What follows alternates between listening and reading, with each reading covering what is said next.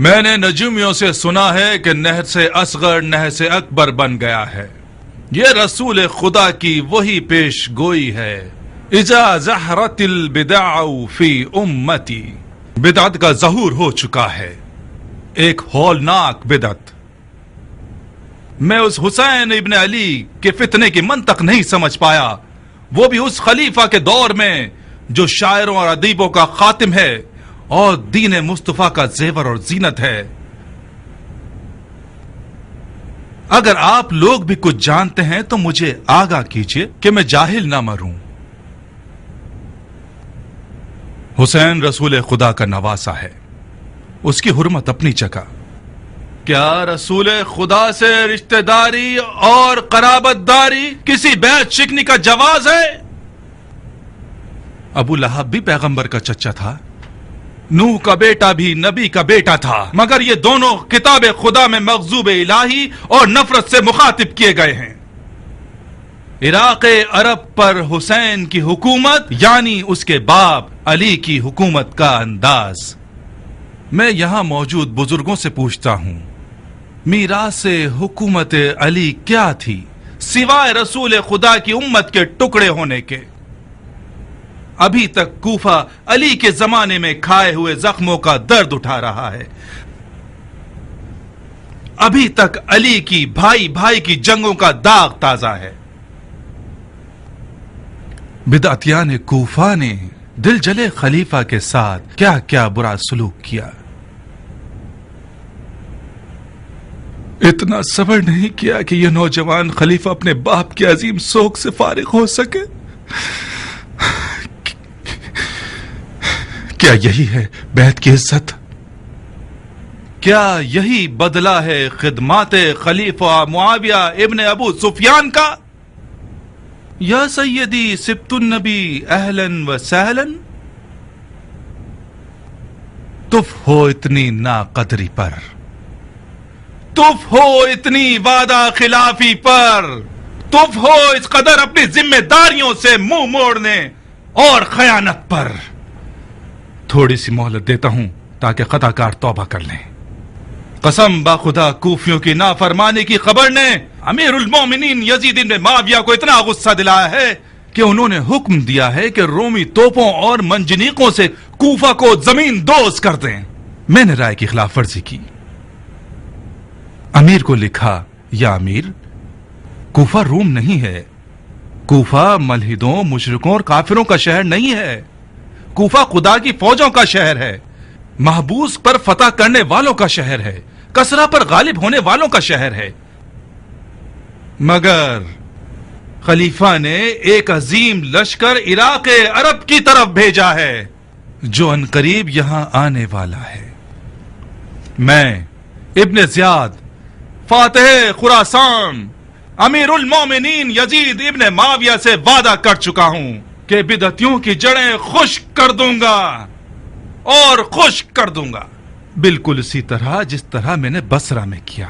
زبان نصیحت سمجھ آ گئی تو ٹھیک ہے، نہیں تو میری زبان تازیانے اور تلوار کی ہے، سولی کی لکڑی اور غل و زنجیر. بیعت توڑنے والے چاہے کسی بھی قوم و قبیلے کے ہوں، ان کی جان، مال اور ناموس ہم پر حلال ہیں. آپ لوگوں میں موجود ہر قوم کے بزرگان بیعت توڑنے والوں کے نام و نشان لکھیں، کیونکہ اگر کوئی بیعت توڑنے والا پکڑا گیا اور اس کا نام اس کے قبیلے کے بڑے نے نہ لکھا ہو تو وہ بڑا مجرم ہے. خدا کی قسم اس زعیم کو اس کے گھر کے سامنے سولی پر چڑھا دوں گا.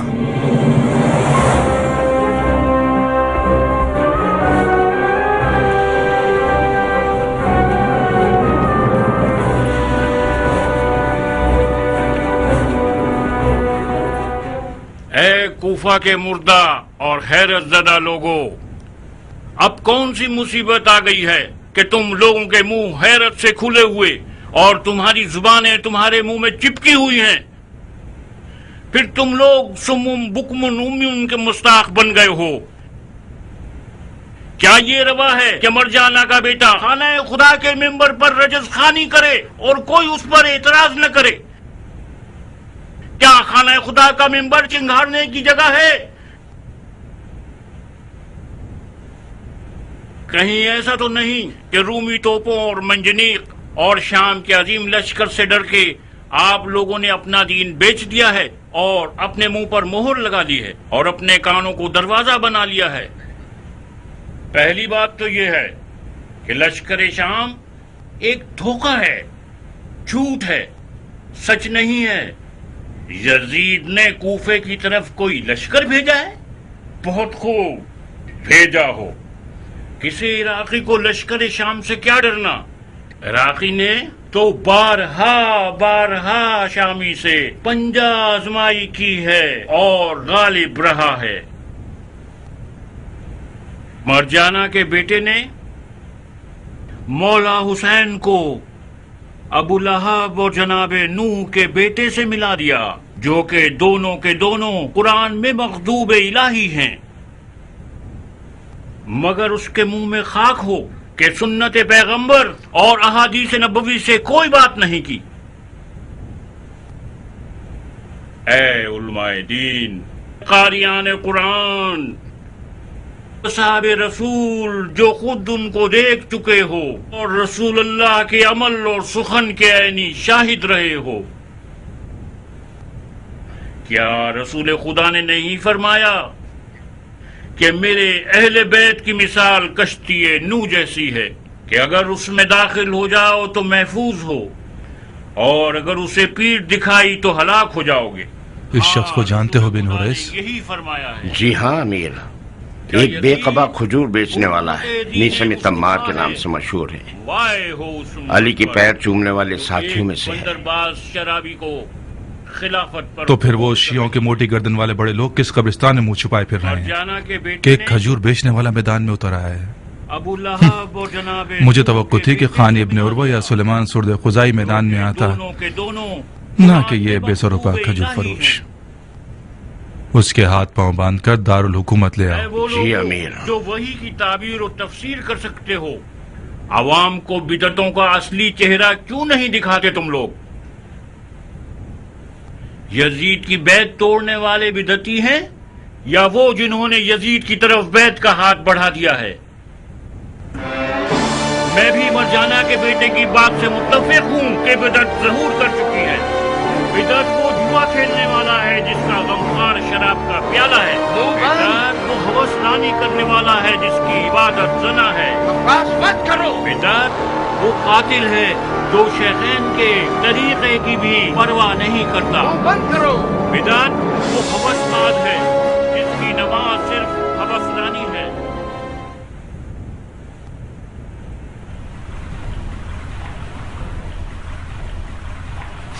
تمام مریدان علی کیا ایسی حلیے کے ہیں؟ اس کی دھول مٹی صاف کر کے اور منہ سے مکھی اڑا کے اسے دارالحکومت لے آتے۔ کتنے عرصے سے تمہارے جسم کو پانی نہیں ملا کھجور فروش؟ کیا تم لوگ غسل نہیں کرتے؟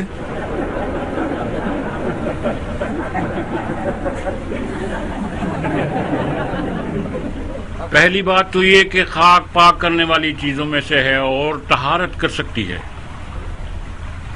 دوسری بات یہ کہ مکھی اور مچھر اس جہاں میں میرا خون چوس لیں، یہ کہیں بہتر ہے بنسبت یہ کہ یہ جسم قبر میں سانپ اور بچھو کی خوراک ہو جائے۔ تیسری یہ کہ یہ حرام زادے کی خاصیت ہوتی ہے کہ وہ تحقیر اور تہمت کے سہارے اپنے دشمنوں کو تکلیف دے، ورنہ نہ تو میں خاک آلودہ ہوں اور نہ کوئی مکھی مچھر میرے ساتھ ہے۔ بدتمیز! وہ بہت کمزور ہے امیر، یہ بڈھا ویسے ہی ملنے کے قریب ہے، اس نے اپنی روٹی کھا لی ہے اور کپڑے پھاڑے ہوئے ہیں، اس سے بحث کرنا صرف آپ کو تکلیف دے گا، حیف ہے کہ آپ اس جیسے کمزور سے لڑیں۔ اسے ایک دردناک طریقے سے ماروں گا، لے جاؤ اس کے حلق سے زبان کھینچ لو اور ایک کھجور کے پیڑ کی ٹہنی پر لٹکا دو تاکہ ساری خلقت اسے منہ کے پانی سے غسل دے۔ لا حول ولا قوت الا باللہ، خدا کی قسم میں جانتا تھا کہ تم کیا کرو گے۔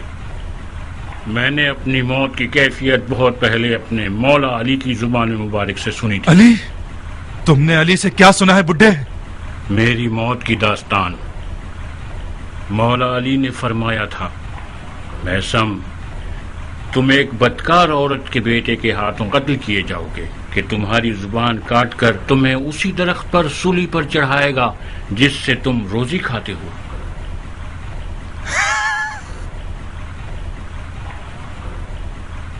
یہ ایک جھوٹ ہے، بہت بڑا جھوٹ ہے۔ میں تمہیں اس کے جھوٹ کا ابھی ثبوت دیتا ہوں بڈھے۔ تمہیں ایسا قتل کروں گا کہ علی کی پیشن گوئی کے بالکل مشابہ نہ ہو۔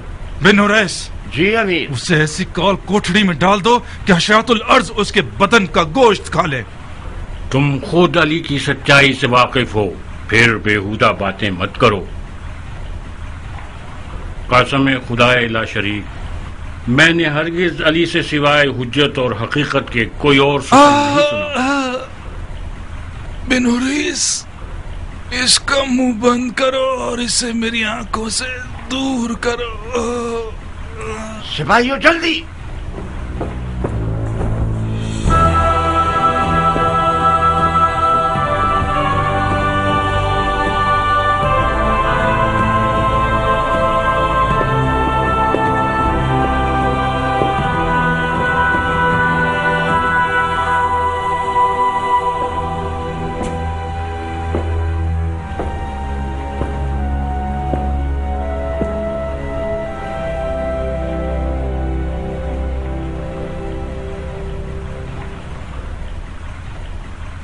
رخصت چاہتا ہوں امیر۔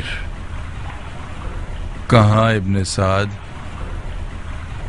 امیر سے اجازت طلب کر کے میں حکومتی مقام و منصب چھوڑ کر کوئی مناسب کام ڈھونڈنے جا رہا ہوں۔ مثلاً کون سا کام؟ مثلاً کھیتی باڑی، صنعت کاری یا کوئی تجارت۔ چرواہے کا کام بھی برا نہیں ہے۔ جانتے ہو، زیادہ تر نبی مبعوث ہونے سے پہلے چرواہے تھے۔ چرواہے بن جاؤ، شاید تم بھی نبوت پر مبعوث ہو جاؤ۔ میں تو انبیاء کے سلسلے کے ختم ہونے پر اب تک شک کرتا ہوں۔ یہ لوگ اب بھی مرشد اور مرسل چاہتے ہیں جو ان کی ہدایت کرے۔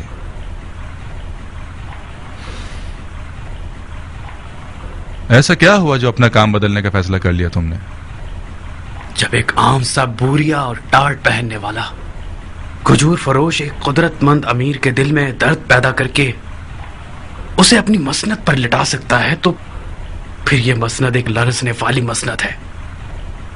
جب آپ کو ویران کر دے تو پھر ہم نچلے طبقے والوں پر تو وائے ہے۔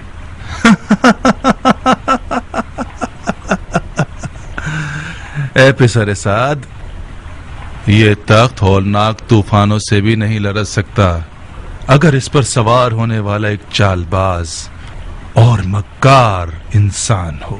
تو پھر آپ کیوں ٹھنڈے پڑ گئے؟ میں نے چاہا مشق کر لوں۔ آؤ۔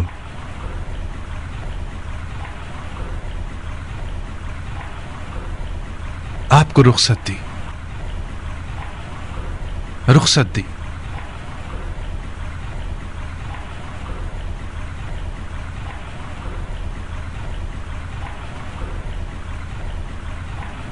جا سکتے ہیں، جا سکتے ہیں آپ۔